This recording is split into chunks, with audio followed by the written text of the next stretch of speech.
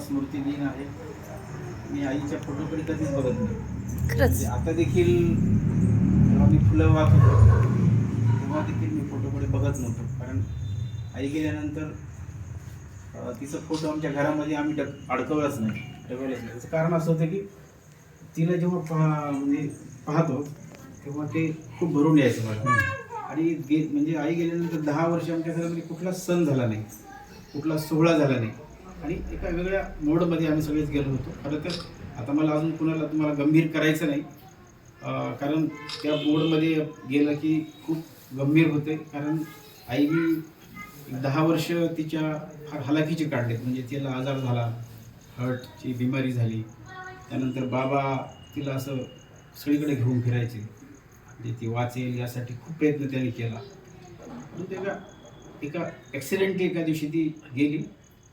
खरं तर फार कमी आयुष्य तिला लाभलं. 42 वर्ष आयुष्य तिला फार कमी लाभलं. आणि मोठा असल्यामुळं जे काही सहवास असतो तो सगळ्यात जास्त मोठा असल्यामुळं मलाच लाभला तिचा.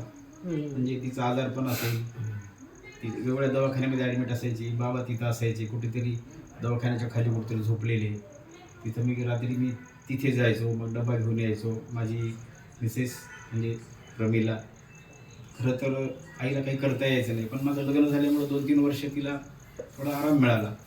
आणि खूप छान असं माझ्या मिसेसनी केलं. म्हणजे आजही प्रत्येक सोहळा तीच आयोजित करते. म्हणजे मी काही म्हणजे आयोजन करू शकत नाही या दिवसाचं, तर ती छान करते. तिनंच सगळं हे जे काही निमंत्रण असेल, जे काही घरगुती सोहळा करतो आम्ही. म्हणजे आम्ही कसं की फार मोठा सोहळा केला तर तो एक तो सेलिब्रेशन होते ते.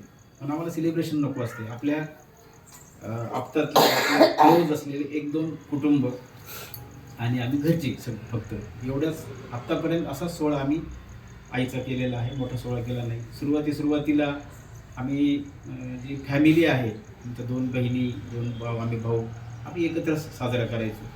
परंतु मधल्या काळामध्ये सगळे ज्याच्या त्याच्या वाटा अलग झाल्या आणि ते त्यांच्या घरी करतात. आता सगळ्याच दिवस सारखेच असतात असे नाही. आजचा दिवस म्हणून नाही, पण जेव्हा केव्हा माणसाला असा खूप दुःखाचा प्रसंग येतो, आयुष्यामध्ये खूप दुःखाचे प्रसंग येतात, की त्यावेळी वाटतं की आई पाहिजे. एरवी काही वाटत नाही, किंवा एरवी आपण जगतच असतो. परंतु तसं खूप आवेग दाटला त्यावेळेस आईची गरज वाटत असते. बाबांनी तिच्या स्मरणामध्ये एवढे दिवस काढलेत. खरं तर आम्हाला बाबा म्हणजे आई आहे खरं तर. कारण खूप मोठा कालखंड त्यांच्यासोबत आम्हाला जगायला मिळाला. आम्ही त्यांच्यात आई बघतो. ते सतत आईचा फोटो जवळ घेतात, बाजूला ठेवतात. आणि ते मला त्यांची चालविचार मला खूप जाणवते. म्हणजे म्हणून आम्ही सगळेच जण, म्हणजे सगळा अख्खा परिवार, आम्ही त्यांना खूप वेळ देतो. सगळेच जण, त्याचे सगळे नातू, सगळे मुलं मुली वगैरे सगळे. पण काही गोष्टी अशाही असतात की सगळ्याच जीवनामध्ये पूर्ण होत नाहीत.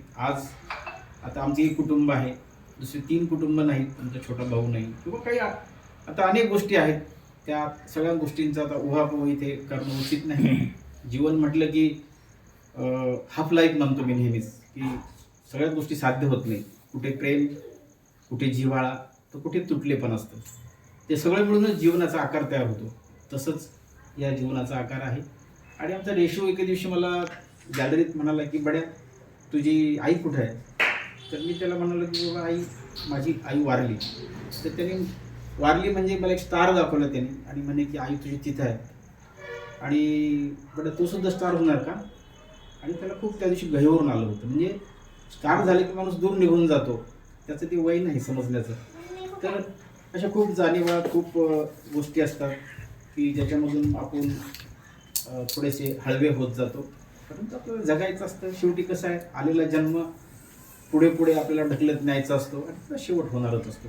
आता वाघमारे ते फारच मस्त बोलले त्या, म्हणजे त्या आवेगामध्ये ते गेले. रामसरे बोलणार होते, पण त्यांची आई मागेच वारली. त्याच्यामुळे ते सुद्धा त्यावेळेस अशी खूप हवालदिल झालेली होती. म्हणजे आता प्रत्येकाला बोलायचंय, पण त्या ट्रान्समध्ये जाण्याच्या शक्यता आहेत. म्हणून सर्वांच्या वतीनं मीच इथे आईला आदरांजली अर्पण करतो. आणि आपण सर्वजण इथे आमच्या या छोट्याशा सोहळ्यामध्ये सहभागी झालात त्याबद्दल आपले सर्वांचे खूप आभार मानतो. मी थांबतो. धन्यवाद.